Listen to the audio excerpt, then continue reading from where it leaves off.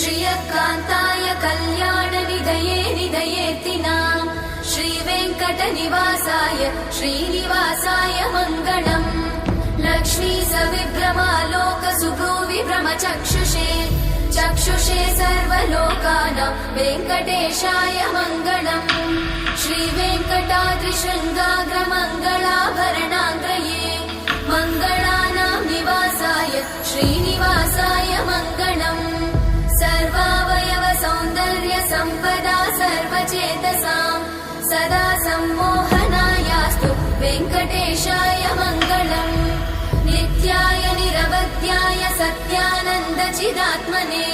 सर्वान्तरात्मने श्रीमद् वेङ्कटेशाय मङ्गलम् स्वतः सर्वविदे सर्वशक्तये सर्वशेषिने